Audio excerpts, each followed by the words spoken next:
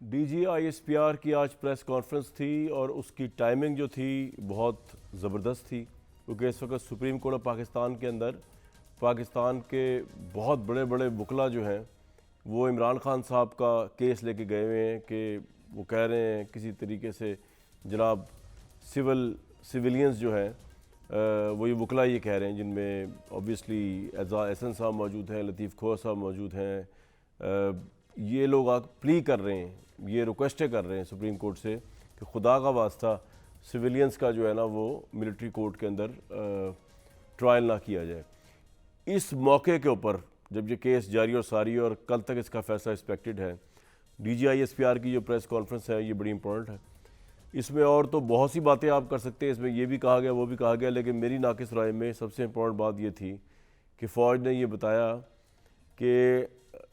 ये जो ट्रायल है सिविलियंस का, जिनको शरपसंद कहा गया उस प्रेसर के अंदर 100 से ऊपर है, 102 बल्कि कहा गया, वो उन शरपसंदों का, ऑब्वियसली वो सिविलियंस ही की बात हो रही है, उनका मिलिट्री ट्रायल जारी है, हो रहा है और वो होता ही रहेगा और इसके रास्ते में कोई रुकावट जो है उसको कंसिडर नहीं किया जाएगा। ये सबसे इम्पोर्टेंट बात है। ऐसे मौके पे जिस वक्त मिलिट्री ट्रायल की समाअत हो रही है सुप्रीम कोर्ट में, फ़ौज का ये अज़म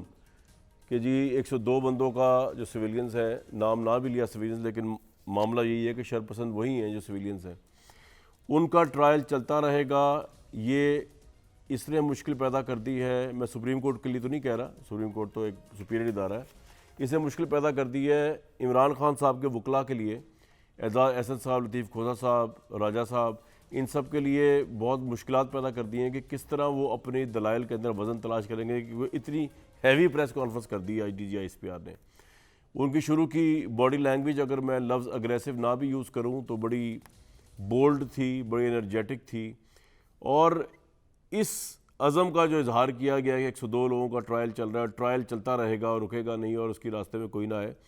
इसको जस्टिफाई करने के लिए उन्होंने अपना भी बताया कि हमने अपनी आर्मी के अंदर भी जो है जिन लोगों ने कुताहियाँ की, लेफ्टिनेंट जनरल से लेके मेजर जनरल तक, या लोगों को बर्खास्त कर दिया, उनके खिलाफ बड़ी सीरियस इंक्वायरी चल रही है। तो कहने का मतलब ये था कि जो कहा जा रहा है, जो वकला कह रहे हैं इमरान साहब के सुप्रीम कोर्ट में जाके कि इंसाफ नहीं होगा, उन्होंने कहा जी पहले तो हम ही इंसाफ कर रहे हैं। ये DGISPR ने कहा हम अपने लोगों को भी नहीं छोड़ लें। Lieutenant general I think army chief के बाद सबसे बड़ा ओहदा होता है, उनको बर्खास्त कर दिया गया है। नाम तो उन्होंने नहीं लिया किसी का, लेकिन हमें पता है किसकी बात हो रही है ये।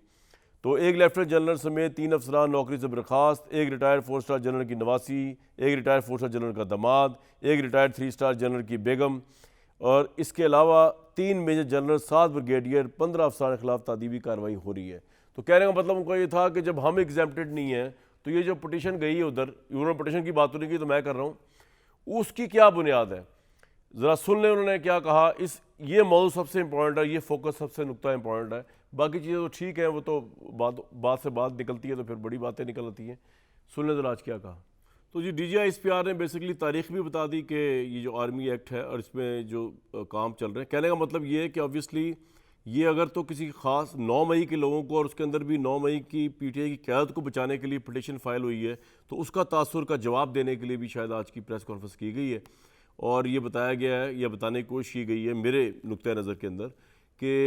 कोई एक्सेप्शन नहीं है जब हमारे जो सिविलियंस हैं, ख्वाह वो नवासी हो किसी एक्स आर्मी चीफ़ की या कुछ और हो, कोई वाइफ हो किसी 3 स्टार जर्नल की, रिटायर्ड जर्नल की, जब उसका ट्रायल हो रहा है और वो मिलिट्री में भी हो रहा है, और जब दूसरे सिविलियंस का हो रहा है, तो फिर ख़ास तौर पे, या इससे पहले भी होता आ रहा है और आज से नहीं हो रहा, बल्कि इमरान खान के दौर में तो इमरान खान साहब जब प्राइम मिनिस्टर थे 25 सिविलियंस का एहतसाब हुआ था मिलिट्री कोर्ट के ज़रिए, उनको फांसी की सज़ाएँ सुनाई गई थी। उस वक्त एजाज एहसन साहब, लतीफ़ खोसा साहब, ये ह्यूमन राइट्स के जितने वकला वहाँ पहुँचे हुए थे, फैसल सिद्दीकी साहब, अकरम राजा साहब, इनमें से कोई वहाँ गया नहीं, ये उसके मुतालिक बात नहीं की। तो लग यही रहा है ऑब्वियसली कि ये 9 मई के लोगों के लिए सिर्फ गए सारे लोग जो हैं, और 9 मई के ऊपर राइटली और रॉन्गली DGISPR ने एक दफ़ा फिर फ़ौज का सेंटीमेंट बयान कर दिया है। उससे आप इख्तलाफ कर सकते हैं, आप कह सकते हैं सेंटीमेंट गलत है, ये बहुत जज्बाती है, ये गैर जज्बाती है, लेकिन ये उनका सेंटीमेंट है। अब अगर आप उन्हें कन्विंस कर सके तो और बात है, लेकिन इसका इम्पैक्ट इस फैसले में क्या पड़ेगा, ये सबसे अहम सवाल है।